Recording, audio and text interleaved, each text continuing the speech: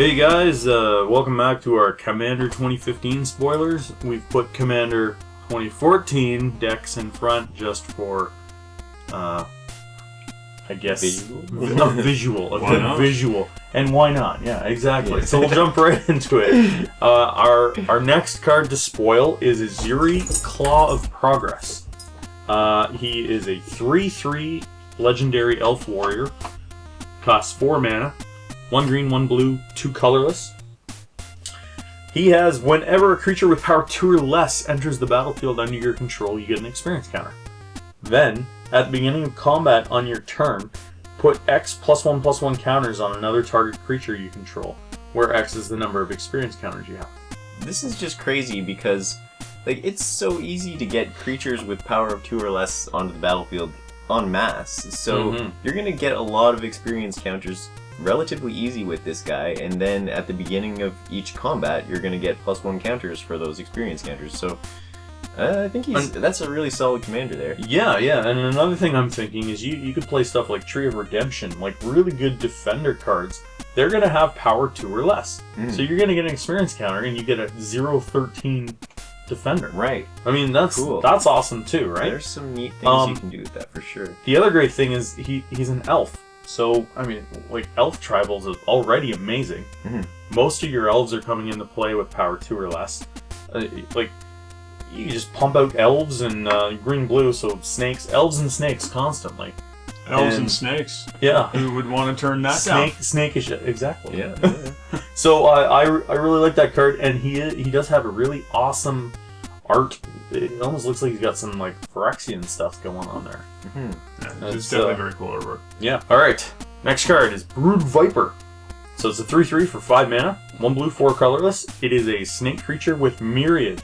Now Myriad is the one where whenever this creature attacks, for each opponent other than defending player, you may put a token that's a copy of this creature onto the battlefield, tapped and attacking that player or a planeswalker he or she controls. Exiled tokens at the end of the combat. So Myriad, we were talking about it last time. It's an awesome ability. Yeah, it's just like I was saying in our last video.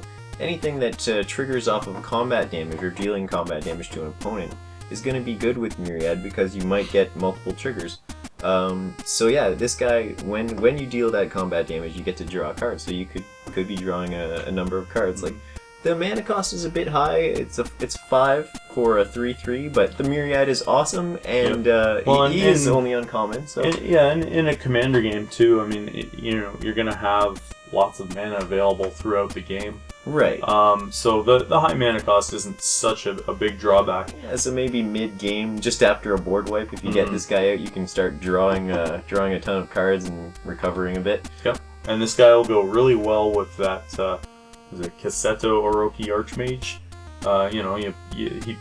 You do the green-blue and make him unblockable, and since he's a snake, he gets +2/+2 as well. And that way you have, in a 4-player game, you can have 4 snakes. As long as you spend your 8 mana, 4 snakes that are each 5/5 unblockables. That's pretty awesome, and you'll get to draw 4 cards. I'm not sure about that, because if you give him unblockable, I don't think the Myriad shares the unblockable.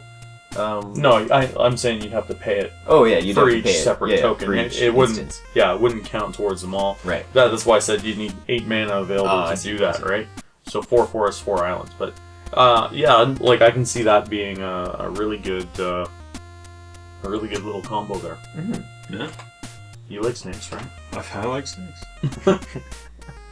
My favorite card, and it's off topic, I'm going to say, but years ago when I first got into the game, there was a serpent factory or something like that. I love that card. It almost looked like a Play-Doh thing too. Right? It was just pooping out snakes like Play-Doh. Like a little meat grinder, and they were coming out, and it was the coolest thing because you could just keep constantly pumping out these little 1/1 snakes, and it's one of those cards that sticks out of my memory. And that's an old card, but an oldie but a goodie. Well, like me. Yeah, I can't remember exactly what it does, but I'm pretty sure it has something to do with snakes. Indeed. It does have something to do with snakes. That's a given. And it was an artifact. It was an artifact. Alright, so... Sorry. Knowledge is good there. Yeah. Please continue. Maybe that'll be a reprint in I hope it is. Wouldn't that be cool? I could see that happening. We could see that in I the would like to see deck. that. There's a lot of snakes going on. Alright, you heard it here. That's our prediction. That Snake Factory thing with Serpent the Factory. Play-Doh. Serpent Factory, yeah. That's the one. All right. It's hopefully coming out. All right. So our next one here is Sandstone Oracle. It is a 4/4 flying Sphinx. It's an artifact creature for 7 mana. When it enters the battlefield, choose an opponent. If that player, I choose you. All right. All right, cool. That worked out. If that player has more cards in hand than you, draw cards equal to the difference. So that's pretty good. Yep. You draw a lot of cards there. Well, that's a game changer, really. I mean, you get down to the end of the game, nobody's got any cards in their hand. One guy, he plays like something crazy, and you do that, and then it's like, oh, look at all the great options I have, right? Well, yeah, and I was thinking this is maybe somebody's playing with a, was it Reliquary Tower? Gives you basically an unlimited hand? Yes, no maximum hand size with Reliquary Tower. Yeah, same with Venser's Journal, or Library of Lang. A few of those. Somebody's playing with that, and maybe somebody's fielding a Venser's Journal in there, and they've got crazy card drawing. They've got like 30 cards in their hand. You've got one. You play that Sphinx. Now you got all of a sudden you draw 30 cards. That's pretty cool. That's pretty devastating. Like I said, game changer, man. Yeah, and you literally control that game kind of from there. Well, maybe not, but it's good. It's the good. Potential's there. It's not bad for an uncommon card. If you're looking for something specific, then you can definitely find it by drawing 30 cards. All right, so the next one we have is Vine Centaur. So it's a 1/1 for 4 mana, and you're thinking that sucks. Wow. So, but you're getting a plant centaur, and I'm not sure if we've ever had a plant centaur. Yeah, the centaur's already half human, half like horse, right? Yeah. So now it's a like third human. It's like man bear. Horse, a third plant. No, it's half human, half horse, half plant. Oh, no, it's all plant. Oh, it's all plant. All right. Maybe he's just got a reef around his neck. I was thinking he was kind of more like man bear pig. Okay. Half human, half bear, half pig. Could be. Super cereal. Yeah, so he's half plant, half centaur, half human. No, half horse, half human. Yeah. So half plant. centaur.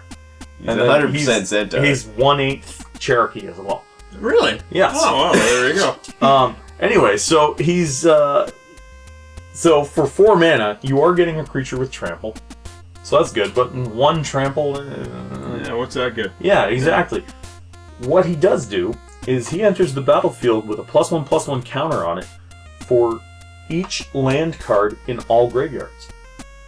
Interesting. That's not bad. Yeah. Now, my only thing with that is that really how often do lands end up in graveyards? Well, in Commander, people might be using the fancy lands, like the Evolving Wilds. Okay. Or yep, you could be using that. A Terramorphic Expanse. Any of those green cards that lets you draw, or not draw, but look at the top 5 cards of your library and take 1 into your hand and the rest into your graveyard. All right. Yeah, someone might be taking a creature instead of a land. You get 2 or 3 lands in there. Maybe in the red deck, there's a lot of destroy land stuff. Could be. That could happen too. Maybe in the red-white deck, we'll see that Ajani Planeswalker. Was it Ajani Vengeant? Yes. I remember him. He destroys everybody's lands. He's pretty brutal. Yeah. So maybe that's that, and then you play your Vine Centaur, and all of a sudden. Wouldn't that be neat if we saw a reprint of him? That would be neat if we saw a reprint of Ajani Vengeant. Not likely, although I didn't think that they would put Gisela Blade of Gold Knight in the Commander deck, and spoiler alert, we're going to be spoiling that card in a few minutes. Yeah. Well, you guys called it in the first video, right? Yeah, we kind of talked about it. I said, hey, it would go really great with Gisela, but I really doubted they would do it. But it is. We gotta start like claiming our predictions. That's what we gotta do. Yeah, we need a flag that we can just Nostra Ian Mac Kalon Domus. Sure. Well, we gotta look out for that snake grinder now. That's right. Yeah, snake grinder. All right. We're awesome if we predicted that. Oh yeah. All right. So the second thing he does is whenever a land is put into a graveyard from anywhere, you may pay 2 forest mana. If you do, return Vine Centaur from your graveyard to your hand, so you can get them back. Yeah, good. It's kind of cool. It's very cool in Commander. Yeah.